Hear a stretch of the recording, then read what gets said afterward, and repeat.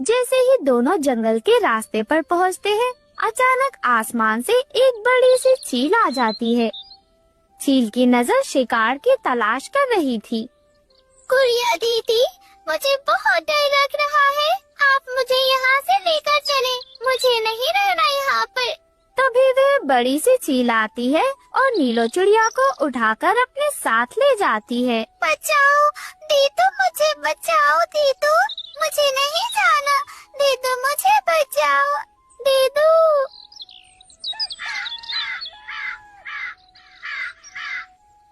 जंगल में रानो चिड़िया अपनी बेटी गुड़िया के साथ रहा करती थी। गुड़िया बचपन से ही अपनी माँ की सबसे ज्यादा लाडली थी, लेकिन रानो ने जब से एक अनाथ बच्ची को गोद लिया था, तब से गुड़िया को उससे जलन होने लगी थी और उसे लगने लगा था कि अब माँ उससे पहले जैसा प्यार नहीं किया करती। ऐसे ही धीरे धीरे कुछ समय बीत जाता है। समय के साथ साथ गुड़िया चिड़िया की जलन और ज्यादा बढ़ रही थी। गुड़िया हर छोटी बड़ी बात पर नीलो चिड़िया से जलन महसूस करती। अगर माँ नीलो के सर पर फेरती तो गुड़िया नाराज हो जाया करती। अगर माँ नीलो को मीठा फल खिलाती तो उसे लगता कि माँ उसे भूल गई है।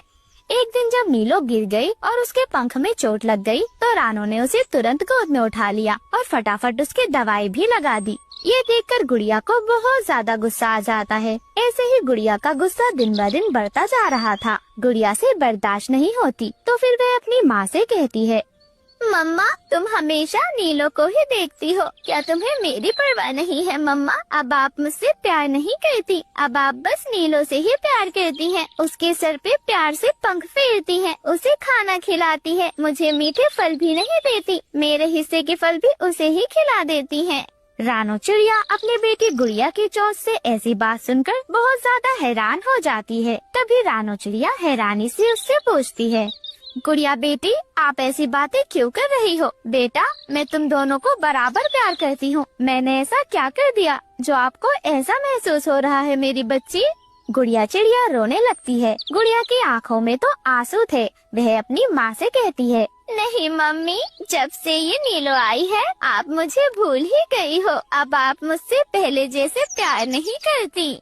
रानो चिड़िया उसे समझाने की कोशिश करती है, लेकिन गुड़िया के मन में जलन इतनी ज्यादा गहरी हो गई थी कि वह अपनी माँ की बात सुनने के लिए तैयार ही नहीं थी। उस रात गुड़िया ने मन में ठान लिया था कि वह नीलो को सबक सिखाएगी। नीलो चिड़िया बहुत छोटी थी, इसलिए रानो चिड़िया उसे अपने साथ अपने घोंसले में सुलाती थी। वहीं गुड़िया चिड़िया अब थोड़ी बड़ी हो चुकी थी, इसलिए वे उसे अलग घोंसले में सुलाया करती थी। अपने अलग घोंसले में गुड़िया चिड़िया लेटे लेटे सोच रही थी। वहीं रानो चिड़िया और उसकी बेटी नीलो दोनों सो चुकी थी।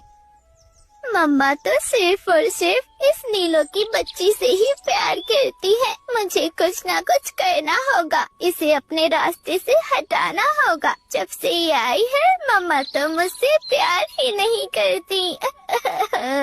ऐसे ही गुड़िया चिड़िया तो पूरी रात रोती है। सुबह हो जाती है। सुबह सवेरे रानो चिड़िया अपनी बेटी गुड़िया को टिफिन देती है और उससे कहती है, गुड़िया बेटी, ये ले टिफिन और नीलो को भी अपने साथ ले जाएं। मैंने तुम दोनों के लिए टिफिन तैयार कर दिया है, दोनों मिलकर साथ में खा लेना और ठीक से पढ़ाई करना। गुड़िया चिड़िया थोड़ा सा मुस्कुरा देती है, लेकिन उसके दिमाग में तो कुछ और ही चल रहा था। गुड़िया चिड़िया सोचती है कि वह उसे स्कूल ले जाने के बहाने एक डरावने जंगल की ओर ले जाएगी और उसे वहीं छोड़कर आ जाएगी, और फिर वो दोनों बहनें अपने स्कूल के लिए निकल जाती हैं। गुड़िया तो नीलो को जंगल के पीछे वाले सुनसान रास्ते पर ले जाती है, जहाँ पर बड़े बड़े पेड़ थे और वहाँ पर बहुत ही कम पक्षी आया जाया करते थे। नीलो उस रास्ते को देखकर बहुत ज्यादा डर जाती है, क्योंकि वहाँ पर बिल्कुल सन्नाटा छाया हुआ था। आसपास कोई पक्षी भी दिखाई नहीं दे रहा था। दीदी, आप मुझे ये कहाँ ले आए हैं? ये रास्ता तो अजीब है। हमें तो हमेशा दूसरी तरफ से जाना होता है, ये तो सुनसान है। मम्मा ने यहाँ आने के लिए मना भी किया है। दीदू, आप यहाँ क्यों लाई हैं मुझे? गुड़िया दीदू, मुझे बहुत डर लग रहा है, चलें, हम यहाँ से चलते हैं। डरपोक मत बनो, ये रास्ता छोटा है, जल्दी पहुँचेंगे, बस मेरे पीछे पीछे चलो तुम। ऐसे ही गुड़िया चिड़िया अपनी छोटी बहन नीलो को डांटकर अपने साथ आने के लिए कहती है। जैसे ही दोनों जंगल के रास्ते पर पहुँचते हैं, अचानक आसमान से एक बड़ी सी चील आ जाती है। चील की नजर शिकार की तलाश कर रही थी। गुड़िया दीदी, मुझे बहुत डर लग रहा है। आप मुझे यहाँ से लेकर चलें। मुझे नहीं रहना यहाँ पर। तभी वह बड़ी सी चील आती है और नीलो चिड़िया को उठाकर अपने साथ ले जाती है। बचाओ दीदू, मुझे बचाओ दीदू, मुझे नहीं जाना। दीदू मुझे बचाओ दीदू। गुड़िया चिड़िया बहुत ज्यादा डर जाती है। उसे समझ नहीं आ रहा था। तभी गुड़िया चिड़िया उसका पीछा करती है। पीछा करते करते वह चील उसे पहाड़ों पर ले जाती है। वह चील उसे खाने ही वाली थी। तभी गुड़िया चिड़िया वहाँ से कुछ पत्थर उठाती है और बड़े बड़े पत्थर उस चील को मारने लगती है। चील घबरा जाती है और नीलो को छोड़कर वहाँ से भाग जाती है। चील तो घायल हो चुकी थी। नीलो जल्दी जल्दी करो, भागो यहाँ से, हमें पहले छुपना होगा। वो चील हम पर हमला कर सकती है। और फिर वह दोनों उड़कर पास के एक पेड़ के पीछे छुप जाती हैं।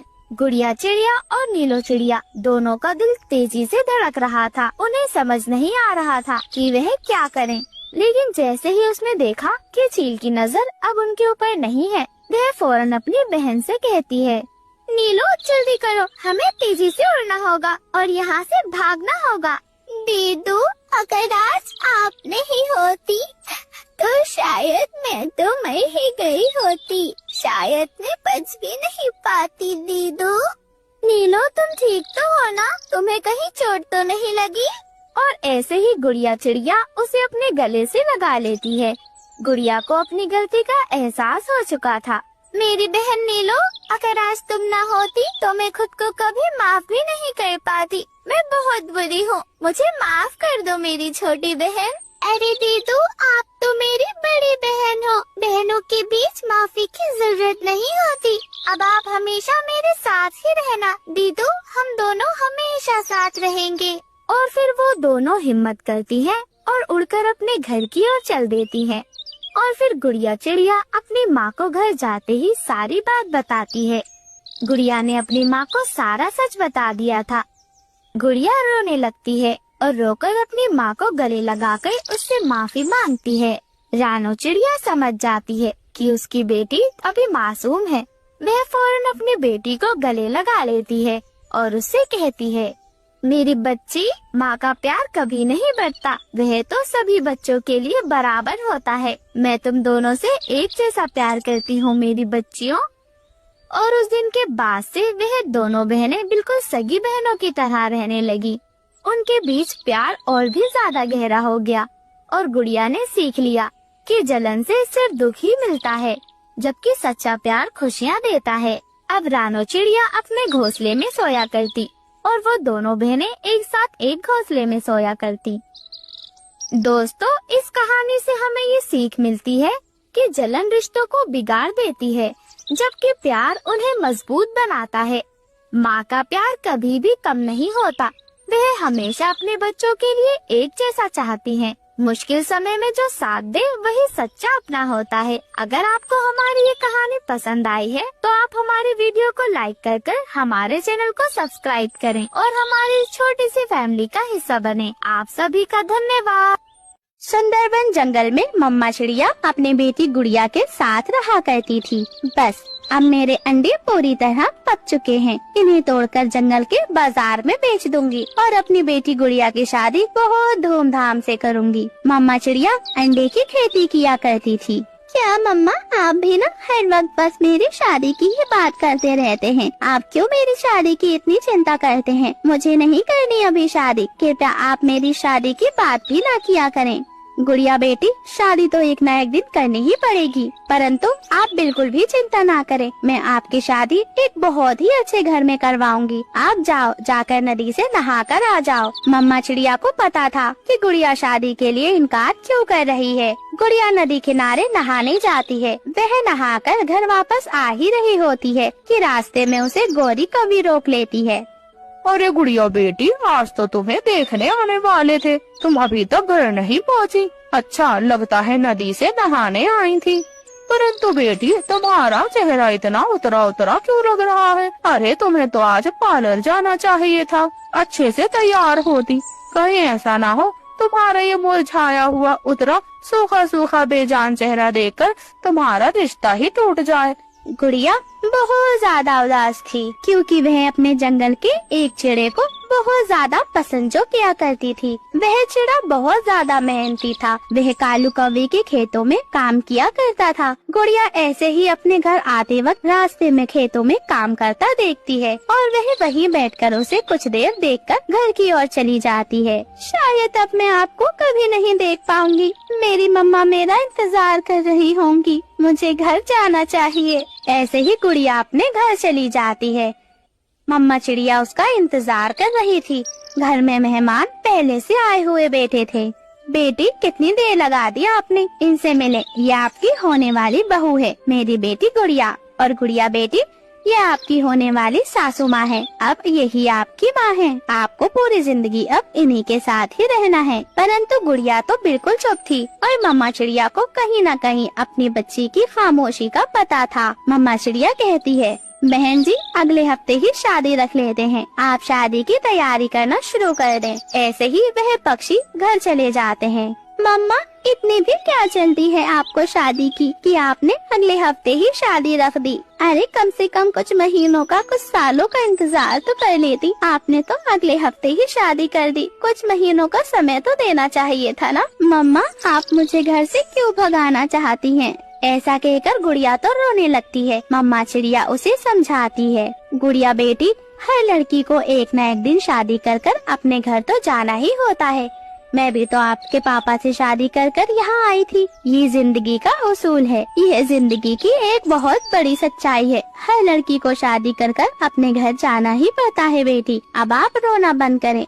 ऐसे ही एक हफ्ता कब गुजर जाता है पता ही नहीं चलता। आज गुड़िया की शादी का दिन था। गुड़िया बेटी कब तक सोती रहोगी? चलो उठो और जाकर नदी से नहा लो और वहाँ से सीधे पार्लर चली जाना। अच्छे से तैयार होकर आना मेरी बेटी। आज आपको सबसे खूबसूरत लगना है। गुड़िया बहुत उदास थी, परंतु वह अपनी माँ के आगे क्या ही बोल सकती थी। वह अपनी माँ की खुशी के लिए चुपचाप नदी की ओर नहाने चली जाती है और फिर वह पार्लर से तैयार होकर घर आ जाती है। मम्मा चिड़िया आज बहुत ज्यादा खुश थी, परंतु गुड़िया जरा भी खुश नहीं थी क्योंकि गुड़िया ने अभी तक अपने होने वाले पति का फोटो तक नहीं देखा था। जैसे ही गुड़िया के पास दूल्हा छिड़ा आता है, गुड़िया तो उसे देखकर बहुत खुश हो जाती है क्योंकि वह कोई और नहीं था बल्कि कौवे के खेतों में काम करने वाला वही चिड़ा था जिसे गुड़िया पसंद किया करती थी। और मम्मा चिड़िया को इस बात का पहले से पता था कि उसकी बेटी एक चिड़े को पसंद करती है। चिड़ा काफी मेहनती था, इसलिए मम्मा चिड़िया को भी वह चिड़ा बहुत पसंद था। मम्मा चिड़िया अपनी बेटी को दहेज में अंडे की खेती देती है। गुड़िया जी मैं आपको पसंद तो हूँ ना? जी आप मुझे बहुत ज्यादा पसंद है। मैं तो सोच भी नहीं सकती थी कि मेरी शादी आप जैसे सुंदर और मेहनती पक्षी से होगी। चिड़ा शर्मा जाता है। गुड़िया भी शर्माने लगती है। वह दोनों बहुत ज्यादा खुश थे। तभी गुड़िया चिड़े से कहती है, आप जानते हैं मैं आपको बहुत ज्यादा पसंद करती थी। मैं तो बहुत दुखी थी कि ना जाने मेरी शादी किस चिड़े से होगी। आप मुझे बहुत अच्छे लगते थे। मैं आपको रोज देखा करती थी जब आप कालू अंकल के खेतों में काम किया करते थे। हाँ मैंने भी तुम्हें कई बार वहाँ देखा है। जब मैं तुम्हें वहाँ देखता था तो मैं बहुत खुश हो जाया करता था। मैं भी तुम्हें बहुत समय से पसंद करता हूँ। वह दोनों एक दूसरे को सारी बात बताते हैं। वहीं अगले दिन गुड़िया अपनी माँ के पास जाती है और अपनी माँ से सवाल करती है, मम्मा आपने मुझे पहले क्यों नहीं बताया कि आप मेरी शादी इनसे करवाने वाली हैं? गुड़िया बेटी मैंने बहुत समय पहले देखा था कि जब भी तुम नदी किनारे पानी पीने जाती तो कालू भैया के खेतों में जाकर उस चिड़े को देखा करती। मैं तभी समझ गई थी कि तुम्हें वह चिड़ा काफी पसंद है। मैंने फौरन उसकी माँ से शादी की बात कर ली। गुड़िया बेटी तुम खुश तो हो ना? मेरी प्यारी मम्मा मैं बहुत ज्यादा खुश हूँ। आपका बहुत बहुत शुक्रिया। ऐसे ही मम्मा चिड़िया अपनी बेटी की खुशी में खुश हो जाती है। गुड़िया अपने पति के साथ हंसी खुशी रहने लगती है। प्यारे दोस्तों, इस कहानी से हमें यह सीख मिलती है कि हर मामा पापा को अपने बच्चों की खुशी में खुश रहना चाहिए। अगर आपको हमारी ये कहानी पसंद आई है तो आप हमारी वीडियो को लाइक कर हमारे चैनल को सब्सक्राइब करें और हमारी इस छोटी सी फैमिली का